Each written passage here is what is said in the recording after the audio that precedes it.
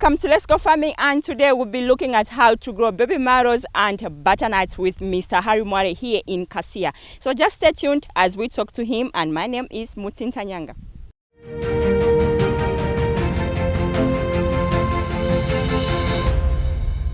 I'm joined by Mr. Mwale. How are you, sir? Welcome to Let's Go Farming. I'm all right, thank you. How are you? I'm fine, and thank you so much for having us at your farm. The pleasure is all mine. All right, so you are a butternut and baby mallow farmer, but before we go into details, we want to know who is Mr. Mwale. Can you tell us who is Mr. Mwale? I decided to quit from formal work.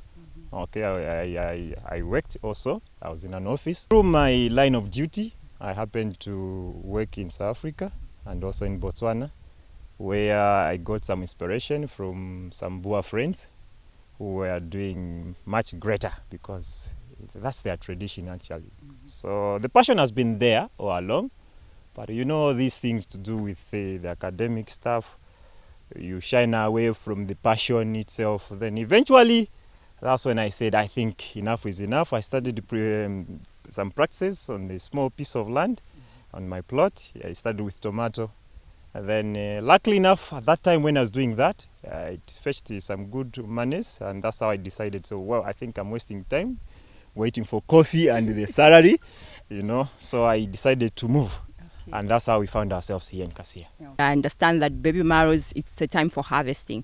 Okay. Yes, and the butternuts, yes, you plant them in stages because they are for selling, isn't it? Exactly.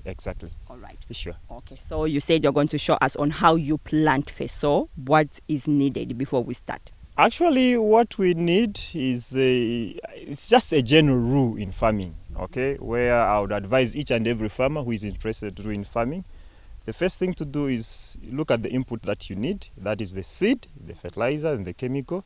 Once those are set, then you go now to the real thing, which is the land preparation. Okay. All right. Yes, please. Okay, I think now you can show us on how you do yours. Okay, thanks.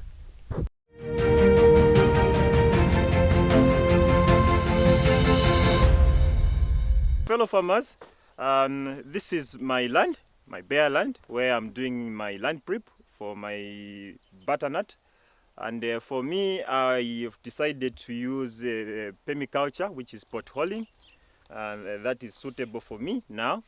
And for those, my fellow farmers who have got the same passion, who don't have some hard cash, maybe a lot of cash to put some drip installation and the like, can still use my method, which is quite easy and simple, straightforward, and achieve the same results. When you get enough cash from whatever we do, then that's when you can advance to the drip line and the like. So this is how I demonstrate. Let me demonstrate how I prepare through my permaculture, the potholing, where I just do some circles. Some people say rocky areas don't produce. For me, here I am, I'm doing it, where you do it nicely so that you can store enough water and easy, and it's just like that. My fellow farmers and the viewers at large, this is how we go about it when you want to use the potholing method or permaculture. Sure. The spacing, it should be 1 by 1 meter. That it should be the minimum. Maximum, you can go up to 1.5 or 2 meters. That is 2 by 2 or 1.5 by 1.5 or 1 meter to 1 meter. That it will be okay. Why the spacing is because the butternut, they do spray, okay, vegetatively. So once you squeeze them, that means you are going to harvest poor because of what is it is involved. It's not more like the vegetables like the rape and the like, but this one is quite unique because the vegetativity scatters just like that. So the bigger the space, the good the yield. As you can see, I've done my potholing. So now it's time to put some water in these potholes that you have made. Then thereafter, that's when we can do the planting. So let's get some water and put in our hose.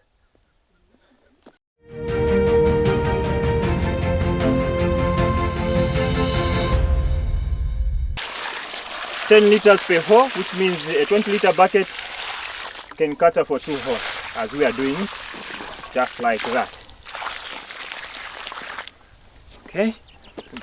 As you can see, I'm doing it manually, using a bucket. Don't give an excuse, say, no, I don't have advanced tools to use. Just these simple things, you can still achieve your goal. And later on, you get the latest tools, the latest tools that you may need to make things simple for you. We are done with the watering. Now we are going straight away to the planting. But before we do the planting, I think allow me to explain a bit of the butternut itself. There are 2 varieties of butternut. There is the common one and the F1, the hybrid one. And as for me, I've chosen to go with the hybrid simply because it has got a high yield compared to the normal one, and it has got a long shelf life compared to the normal one. As you can see, my butternut seed. So this is where we're going to do the planting itself through the potholing. Just by looking, it looks the same as the normal one, but you can only differentiate when you start seeing the growth itself, whereby the hybrid, it is more vegetatively compared to the normal one, and the size of the fruit, the hybrid, it's bigger compared to the normal one. And that's the main reason as to why as a Mwale, a farmer for butternut, I've decided to go for my hybrid. So if you, in case you'd want the hybrid, you can just simply go to the shops and ask them to say, I want the F1. It's either you tell them hybrid or F1, simply means it's a hybrid itself. So let's go, I show you how I do plant my butternut. My dear viewers, this is how we do the planting. It's either you can put 2 per hole or 1 if you like, but for me I decide to put 1 simply because I want to achieve better results. The more I put, if I put 1, which means it will be more vegetatively compared to, because there will be no struggle for feeding. It's a single plant, just put nicely. The hole should be not very deep, just a bit sizable. Then you don't compress, you just cover the soil just like that. This is how we go, this is how we do it. And germination, it takes 5 to 10 days, but with this heat, probably the temperature itself, we expect this to come out a bit faster. So I decide to put just 1 per hole, just like that. And believe you me, I've put 1 seed here, but I'm going to harvest 10 per hole. So we are talking of a space of 100 holes, we are talking of 1,000, which fetches you good money if you manage it very well. So here we go. This is how we do it. It's very simple, it's not complicated, very easy. And if you look at this very seeds, they look like pumpkin leaves, even the plant itself. The only difference, you see the fruit, you know, it's okay, fine, this is not pumpkin leaf, but it's butternut. Done with the planting, the next stage that we're going to do is to water. Why watering? It's because we want the seed to be more moist so that it is ready to start up its journey of germination. So let's do the watering itself.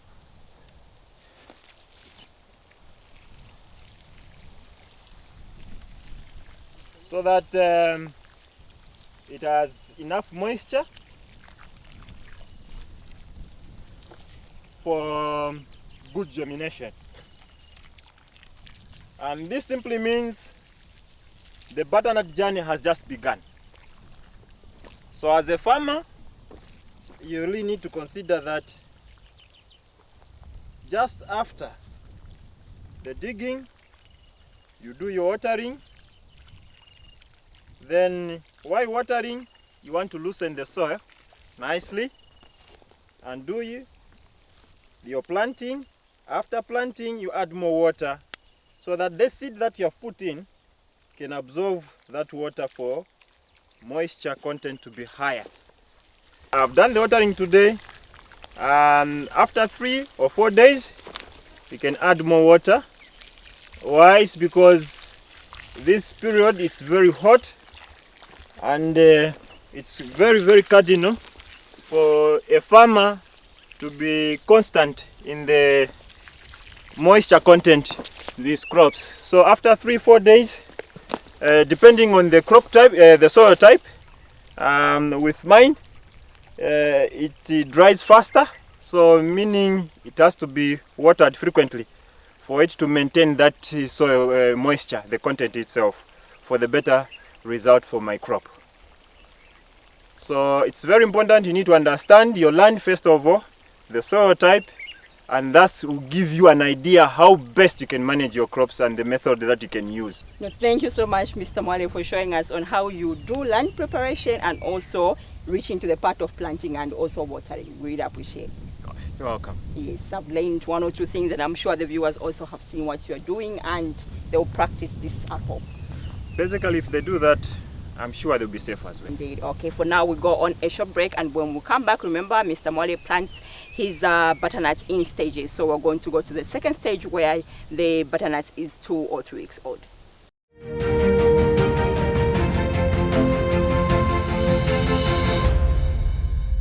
Welcome back. In case you just joined us, you are watching Let's Go Farming, and today we are looking at how to grow butternuts and baby marrows. We started with planting. Now we are here at the second stage. Mr. Mwale, we are at the second stage of your butternuts, and I can see it looks like exactly like chubab, the leaves. Yes, actually it looks like the pumpkin leaves, like Chua you said, Yeah. but the actual sense is that this is butternut. It's different from Chihuahua, but if you just look at it, the characteristics are similar. Yes. But it's butternut. So even each the leaves are edible. I thought they were edible, but when I tried it, they tasted differently from Chihuahua. This one they're bitter, so I cannot recommend for someone to consume. Yes. All So right. probably the person is just concentrate, just wait for a fruit, a vegetable fruit, which is the butternut itself. Then that's Wait it. patiently. Wait patiently. It's just 75 days. Okay. Yeah, viewers, and this is the baby, the butternut crop. This one is actually just 3 weeks old. So what we do, we, as it is, as you are seeing it, for it to produce good fruit, a farmer should consider that only few stems should be allowed from the mother plant. So you need to prune it. You need to prune it, in short. So I'm going to do the pruning. Why I'm using a laser blade is yes, I'm using a laser blade so that I don't allow fungal infection. Okay, so for this You throw it away. So what we are going just to leave 4 stems here. Okay. So prune some so that whatever remains receives sufficient food. There's no struggle to say, okay, no, me, I'm not okay. The less the branches, the better the fruit. Oh, so it's not like maybe you're destroying or No, anything. I'm not destroying, and actually I'm nurturing it. Okay. And that's when it's going to sprout perfectly, very well. So from here, I think also what we... So after pruning, then what next? After pruning, we add some fertilizer. Okay. Yeah, this is my fertilizer that I use. This is Top 32. It's a hybrid. It's meant for hybrid.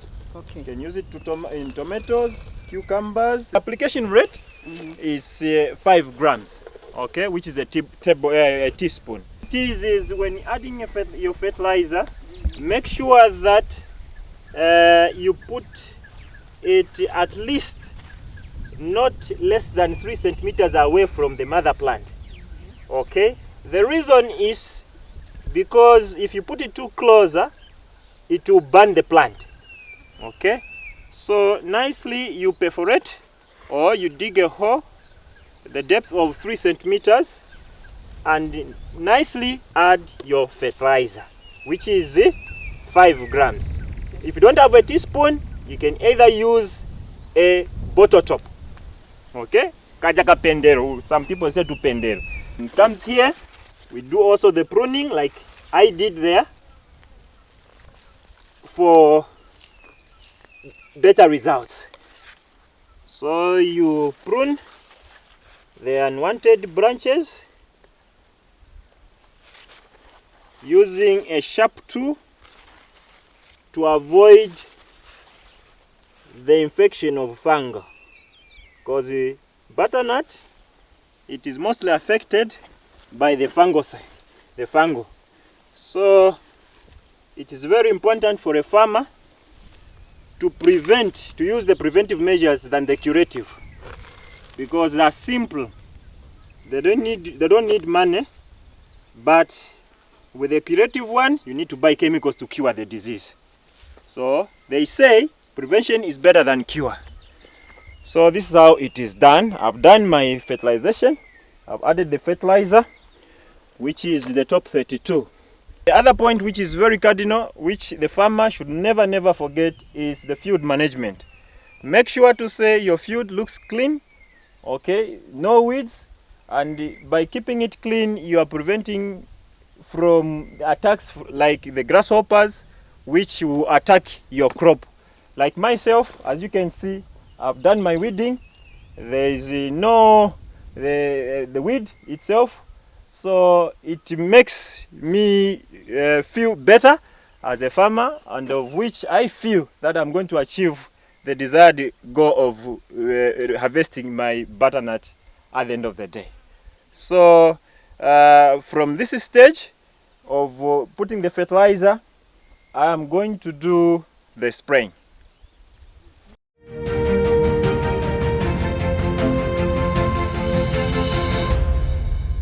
My dear viewers and fellow farmers, before doing your planting, you must bear in mind to say there must be some pest control measures that has to be taken care of, where you come up with your spraying program for a particular crop that you have chosen. As in my case, it's butternut, and I'm going to share with you how I prevent, or probably how I do what, I protect my crop. Okay, I do have my spraying program that I do use. I must make mention that the most common disease that are being attacked by the squash family, which is the butternut and others, especially when it's hot like this, it's the powdered mildew. Okay, and it's a under fungal. Okay, and it's a dangerous one if one is not taken care of, because it can finish off the plant within 21 days. It's gone. So it's very important that you plan very well on the spraying program. So to begin with, as a farmer, once you have done the planting like I have done, from that other stage which I was planting today, immediately when you see the seed itself, it has germinated with 2 to 3 leaves, that's when you start your spraying program. Okay, and what type of spray should you introduce at that particular stage? You take care of the leaf miner, and of which to take care of the leaf miner you can use the chemical abamectin. Okay, or probably you can also use mectin itself. They've got different trade names, but the active ingredients which should be taken care of as a farmer, just have to check on each chemical that you buy, and just check the active ingredient, which should be abamectin. It can have a different name, trade name, no problem, but the most important thing to take care of is the active ingredient, which is the abamectin for leaf miner. I'm going to do my spraying to my butternut so that I make sure that there are no disturbances in their growth, so that I achieve the desired result.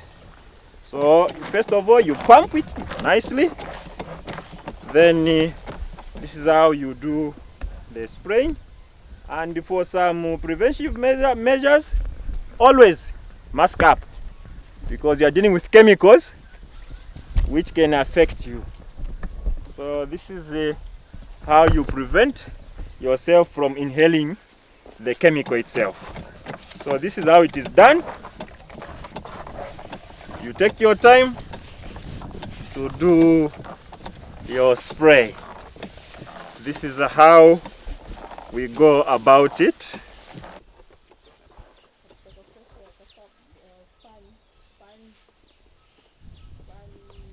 sprayed. When again can one spray, or when are you going to be expected to spray again? The spraying program should be done weekly, every week. Now we go on a break, and when we come back, we'll be with the baby marrows and we'll see how Mr. Mwale harvests his crop.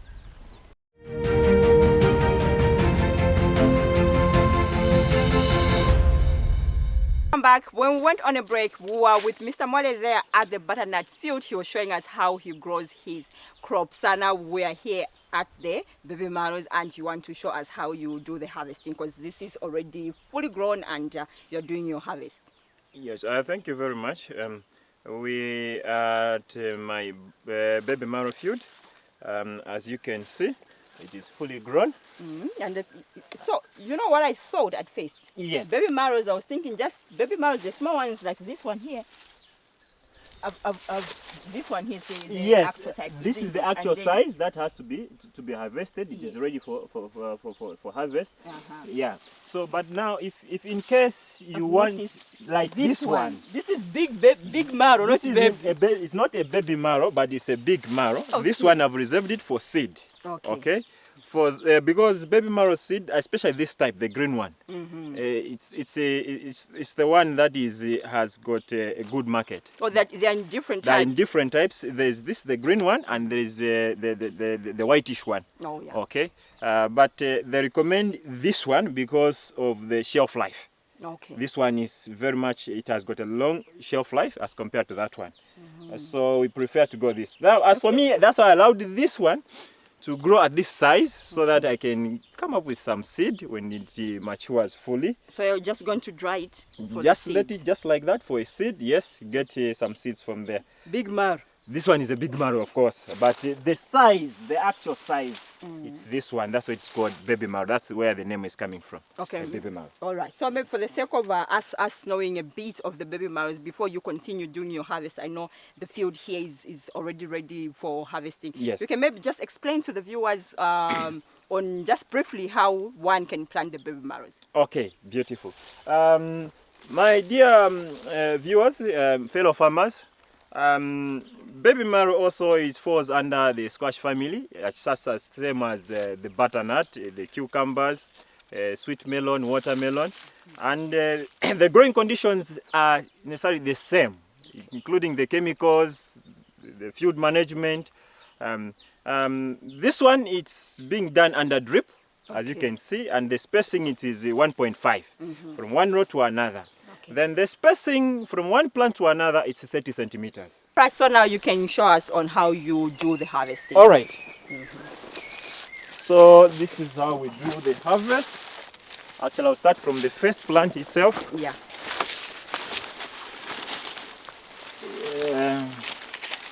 This is how we do the harvest.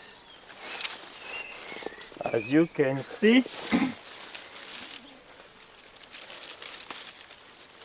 you can assist me to do the harvest so that also you have the same feel. Okay. How it feels like harvesting the same baby marrow.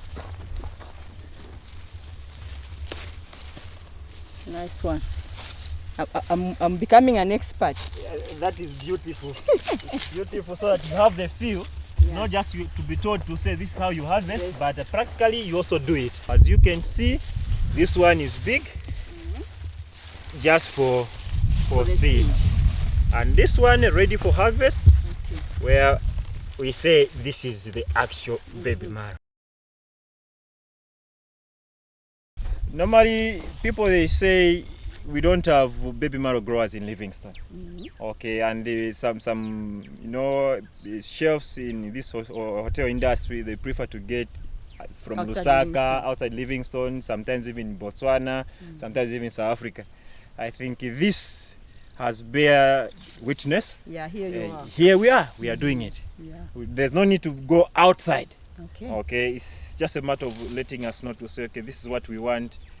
We can source some seeds outside and grow them here, because we do meet the growing conditions. Yeah, the same weather system and everything. We are capable of doing that. Yeah. So talking about that, where do you sell your baby marrows? My baby marrow are being sold.